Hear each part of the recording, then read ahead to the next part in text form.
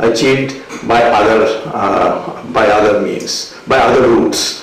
So arbitrariness is a matter on which the courts always intervene. Whenever a government makes an arbitrary decision, courts intervene in judicial review.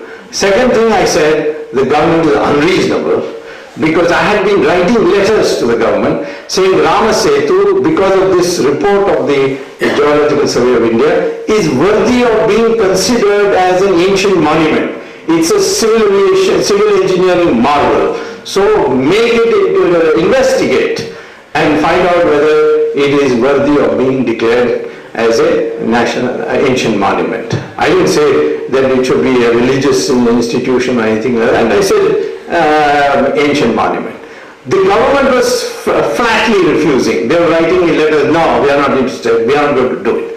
So I said this is unreasonable, because the Ancient Monuments and Archaeological Act says that if anyone brings information to the government that such an ancient monument exists, the government is duty bound to investigate. So I said they're being unreasonable. And third, I said, which irritated them no end, that this decision is afflicted by bias. And courts have always intervened when you have proved bias in decision making. I said bias is that Karunanidhi is got a phobia about Ramchandraji, and therefore he is deliberately selecting this route because he wants to humiliate the memory of Ramchandraji, and therefore Karunanidhi should not be, and his chelas like Balu should not be part of the decision making. The whole decision making should be redone minus them, and that is.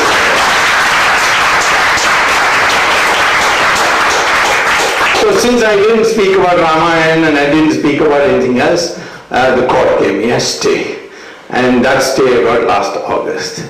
After that, this whole process began of argumentation, etc. And final, after lots of adjournments, because the government did very stupid things like filing an affidavit saying, challenging me, saying that Ram doesn't exist. And there was a big roar, and the VHP arranged chakka jam throughout the country. And so they got frightened and they withdrew their affidavit, and then they took 6 months to file a new affidavit. And finally in May, the hearings, 1st of May to 6th of May, the hearings were held.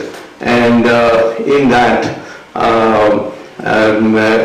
many of us participated, because there were many petitioners after me, many others came and affiliated themselves. Jayalalitha also said, I want to be also part of this. So she also filed a petition. Then Rama Gopalan's petition was there, and some Kalyan Raman's petition there. So 5, 6. So we brought a top lawyer for each of them. But for me, I did not have keep a lawyer. I went myself. I'm an economist. I'm not a lawyer. But I had the blessings of the Acharyas, Swami Dayanand Saraswati. I had the Shingeri Swami, who said you must do it. And I had the general approval also of Ashok Singhal, he said that I believe, of all politicians, I believe you the most, so you go ahead and do it. So therefore, first I made all Soni Sarabji, Parasaran, Venugopal, I said you go first.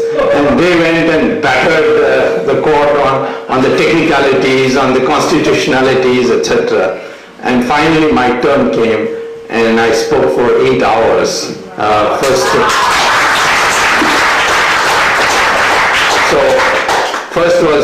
First whole day I spoke for 5 hours. The next day I spoke for another 3 hours. And at the end of that, the court had to, I spoke for so long that we came near the vacation time because the court had to rise for vacation.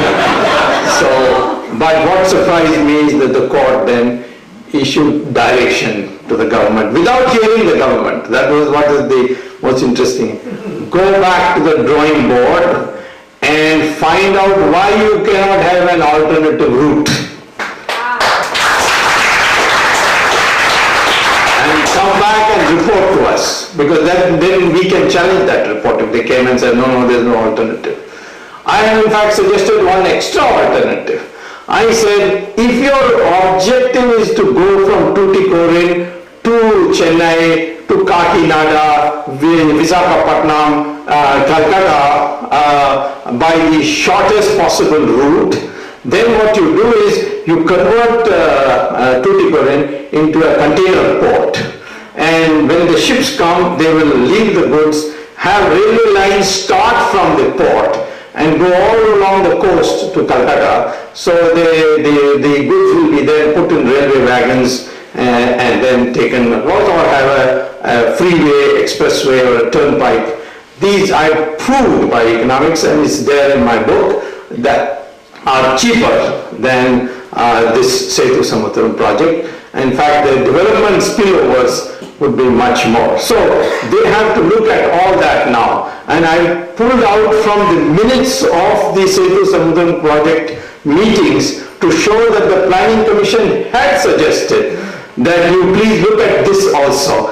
And they had rejected it, saying, no, our mind is made up, we're not going to look at it. And so the court pounced on that also and said, have a look at this. That's one. Second, the government said you are duty bound to conduct an archaeological survey to find out whether Rama Setu is worthy of being named as an ancient monument. Do the investigation and come back. And the archaeological survey has now given a public statement that in order to meet international standards for this investigation, it will take us another 4 years. So for 4 years, meantime I hope there will be a good government, a nationalistic government, and Rama Setu will be good. I'd like to say one thing, that one of the questions that is posed to us is, to me particularly, why you are allowing religion to block development. This contradiction that you are blocking religion development by raising religious issues. Now, this is a nonsensical question according to me, because it's got nothing to do with religion per se. There was an alternative way of doing things. They have decided not to do it. I am not saying that don't have the project at all. Have the project, but there are other ways to do it, and you do it that way. And this has been our practice, that we have adjusted religious demands whenever it is possible. For example, I had received a letter from a man called E. Sridharan, who is the head of the Delhi Metro. And he made a tremendous name by producing world-class metro in Delhi. And I had learned that he had some difficulty in scheduling the route or route alignment of the Delhi Metro from All India Medical Institute to Gurgaon via Qutub Minar. So I wrote him a letter and told him that this is what I heard. I would like a clear-cut explanation as to what really happened. So he wrote me a letter which I filed in the Supreme Court and read in the Supreme Court also. And that letter he says that we had decided to extend the metro from All India Medical Institute to Gurgaon via Qutub Minar, and everything was set. It was a 2,500 crore project, just like Setu Samudram is also 2,500 crores. And after the work had begun, one Islamic NGO wrote a letter to the Prime Minister saying that this metro route will generate vibrations when it comes near Qutub Minar, and there are 3 graves there, Qabristans, and they will develop cracks, and this will hurt our sentiment. So the route of the metro must be changed. So he is written, Sridharan writes to me in his letter, the Prime Minister summoned me and asked me that why don't you change the route? And I said, we have done all the investigation. Not only this Qabristan, there are a number of residential colonies. None of them is objecting, and therefore, there is no question. Just because one NGO writes, you should not take it seriously. He said, no, we have to accommodate. What's your problem? He said, well, the only other route I can have is to go. Instead of going overground, I will have to go underground, because there is no way I can find land to go on an overground route anywhere else. So I have to dig